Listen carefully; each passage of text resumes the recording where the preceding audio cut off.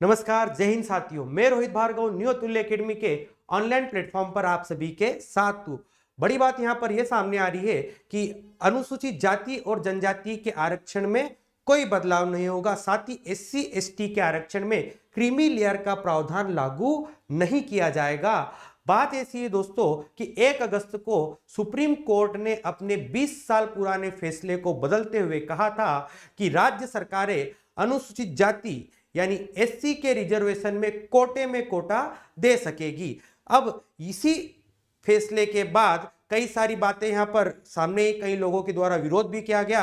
हाल ही में केंद्र सरकार द्वारा कैबिनेट मीटिंग में यह फैसला लिया गया कि इस तरह का कोई भी प्रावधान लागू नहीं किया जाएगा। तो चलिए जानते हैं कि आखिर यहां पर केंद्र सरकार के द्वारा क्या बातें कही गई इस नए फैसले को लेकर। साथ ही साथ हम देखेंगे कि जो 1 अगस्त को सुप्रीम कोर्ट ने फैसला सुनाया था उसके क्या मायने हैं, इस फैसले के क्या आधार है, साथ ही साथ कौन कौन सी बातें सुप्रीम कोर्ट ने इस फैसले में यहां पर अपनी कही थी। एक एक बात को हम यहां पर विस्तार पूर्वक समझते हैं। सबसे पहले देखते हैं यहां पर कि अनुसूचित जाति और जनजातियों के आरक्षण में क्रीमी लेयर का प्रावधान लागू नहीं किया जाएगा। क्या है यहां पर कि प्रधानमंत्री नरेंद्र मोदी जी ने 9 अगस्त को संसद भवन में उनसे मिलने आए 100 दलित सांसदों को यह आश्वासन दिया कि यहां पर क्रीमी लेयर का प्रावधान लागू नहीं किया जाएगा। और देर शाम केंद्र सरकार ने इसकी घोषणा भी कर दी। सुप्रीम कोर्ट के जस्टिस बी.आर. गवई ने 1 अगस्त को यह टिप्पणी की थी कि एससी एसटी में भी क्रीमी लेयर लागू करने पर विचार करना चाहिए। यह बात मैंने आपसे कुछ देर पहले यहां पर कही थी कि 1 अगस्त का यह फैसला है। इसको लेकर यहां पर कुछ सांसदों ने पीएम से मिलकर अपनी चिंता जताई थी। उसके बाद यह बात यहां पर चलती रही और यहां पर फैसला भी आ जाता है।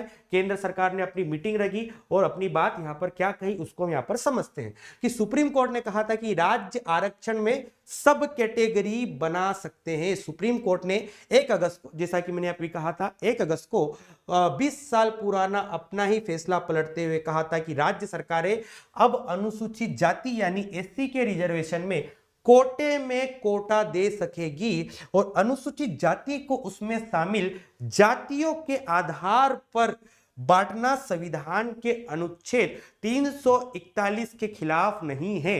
यहां पर ये किसके द्वारा बात कही जाती है?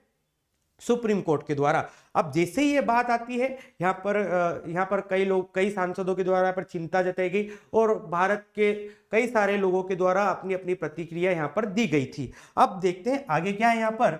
तो आप देखोगे कि 7 जजों की बेंच में शामिल जस्टिस बी.आर. गवई ने कहा था कि राज्यों को एससी और एसटी के बीच में भी क्रीमी लेयर की पहचान करने और उन्हें आरक्षण का लाभ देने से इनकार करने के लिए एक नीति विकसित करनी चाहिए। यहां पर सुनना, क्रीमी लेयर की पहचान करने और उन्हें आरक्षण का लाभ देने से इनकार करने के लिए एक पॉलिसी। यहां पर आपको थोड़ी सी यहां पर बातें कठिन लग रही होगी। यहां पर आगे मैंने यहां पर सरल रूप से यहां पर सब कुछ बताया है कि क्या क्या बातें कही थी सुप्रीम कोर्ट ने, अपने फैसले में क्या क्या बातें कही कि इस आधार पर यह प्रावधान लागू होना चाहिए। अब हम यहां पर देखते हैं कि केंद्र सरकार ने, जो सुप्रीम कोर्ट ने जो फैसला दिया है, केंद्र सरकार ने इस संबंध में क्या कहा और किस आधार पर इस फैसले को लागू नहीं करने की बात की। समझिएगा, 9 अगस्त की शाम को कैबिनेट मीटिंग हुई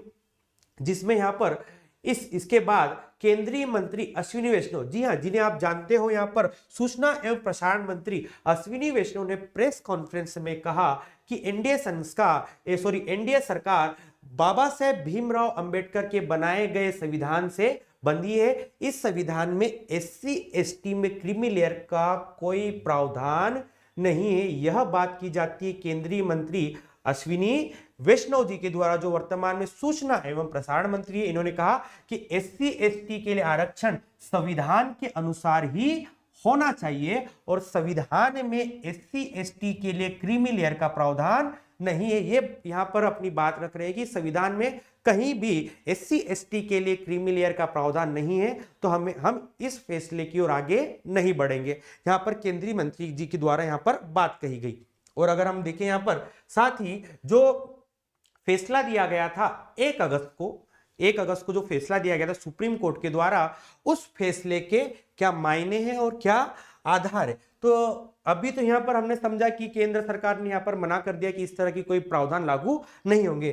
फिर भी यहाँ पर समझिए कि सुप्रीम कोर्ट ने क्या कहा था कि राज्य सरकारें अब राज्यों में अनुसूचित जातियों में शामिल अन्य जातियों को भी कोटे में कोटा दे सकेगी। ये राज्य सरकार के ऊपर इन्होंने बात छोड़ी थी, यानी अनुसूचित जातियों की जो जातियां वंचित रह गई है उनके लिए कोटा बनाकर उन्हें आरक्षण दिया जाए। यानी जो अनुसूचित जातियों में अनुसूचित जाति उसमें जो कुछ जातियां जो आरक्षण से वंचित रह गई है उन्हें कोटा बनाकर उन्हें आरक्षण दिया जा सकेगा। साथ ही साथ यहां पर कहा कि इस फैसले का आधार है कि अदालत ने फैसला उन याचिकाओं पर सुनाया जिसमें कहा गया था कि अनुसूचित जाति और अनुसूचित जनजाति के आरक्षण का फायदा उनमें शामिल कुछ ही जातियों को मिला है। इससे कई जातियां पीछे रह गई है और इन जातियों को उन्हें मुख्य धारा में लाने के लिए कोटे में कोटा होना चाहिए। यानी जो ऐसी जातियां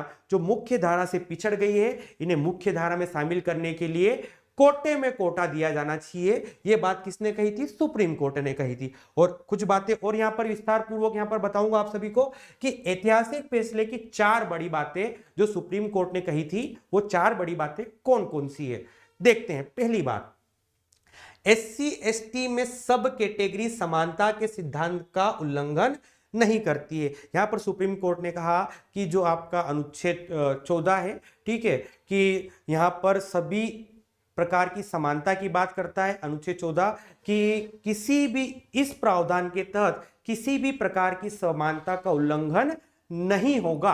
यह बात किसने कही है? कोर्ट ने कहा है कि यहां पर कोई किसी प्रकार की समानता का उल्लंघन नहीं होगा। पहली बात, SC ST में सब कैटेगरी समानता के सिद्धांत का उल्लंघन नहीं। जैसा कि हम पढ़ते हैं कि अनुच्छेद 14 से लेकर 18 तक बात की जाती है मौलिक अधिकार में समानता का अधिकार। तो यहाँ पर जो अनुच्छेद 14 है वो इस कैटेगरी में जो कैटेगरी है इसको सब कैटेगरी में बांटने से समानता के अधिकार का उल्लंघन नहीं होगा। साथ ही साथ SC ST के कोटे में कुछ जातियों की सब कैटेगरी बनाने से अनुच्छेद 14 वो अनुच्छेद 341 का उल्लंघन नहीं होगा। 341 की बात हमने पहले भी कही थी। यही बात है कि यहां पर सब कैटेगरी बनाने से कि अनुच्छेद 14 का और 341 का किसी भी प्रकार का उल्लंघन नहीं होगा। यह फैसला इन दोनों अनुच्छेदों के खिलाफ नहीं है, यह बात कही गई। अगली बात, SC ST की पहली पीढ़ी आरक्षण का लाभ लेकर उच्च स्थिति तक पहुंच गई है, दूसरी पीढ़ी को कोटे का हक ना दे। इस फैसले ने यह बताया कि जो अनुसूचित जाति जनजाति के जो अनुसूचित जाति जनजाति के जो रिजर्वेशन का यहाँ पर जिन्होंने रिजर्वेशन जिनको मिला है, यहाँ पर SC ST को जो यहाँ पर रिजर्वेशन मिला है उनकी एक पीढ़ी को यहाँ पर आरक्षण मिल गया है और आने वाली पीढ़ी को आरक्षण ना दिया जाए। यानी ये कह रहे हैं कि आरक्षण एक पीढ़ी तक सीमित करना चाहिए, दूसरी पीढ़ी इसका हकदार ना हो। और SC ST की पहली पीढ़ी आरक्षण का लाभ लेकर उच्च स्थिति तक पहुंच गई है, दूसरी पीढ़ी को कोटे का हक ना दे। यहां पर सुप्रीम कोर्ट के फैसले ने यह बात कही थी कि यहां पर आरक्षण का लाभ एक पीढ़ी को मिल चुका है तो दूसरी पीढ़ी को यह लाभ ना मिले। यह फैसले में बात कही गई थी। समझिएगा आप, ये बात किसमें कही गई थी? फैसले में। अगली बात, क्रीमी लेयर को इस दायरे से बाहर करने के लिए नीति बनाना चाहिए कि अब एक पॉलिसी बनाई जाए, उस आधार पर काम हो। सरकार को SC ST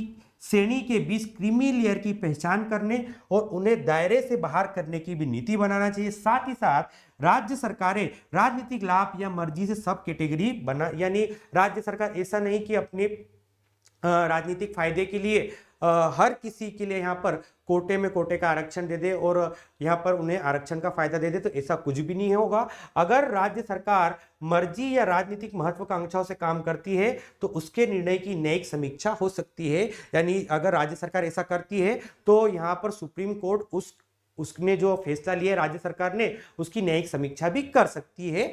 ये बातें कही थी इस फैसले में जो सुप्रीम कोर्ट ने दिया गया। हालांकि केंद्र सरकार ने, जैसा कि मैंने आप सभी को कहा कि यहाँ पर बात कह दी है कि अब किसी भी प्रकार का कोई बदलाव नहीं होगा, संविधान के अनुसार ही सारा काम होगा। संविधान में कहीं भी क्रीमी लेयर का प्रावधान नहीं है, इसलिए हम इस फैसले को लागू नहीं कहेंगे। ये केंद्र सरकार के द्वारा बात कही गई है।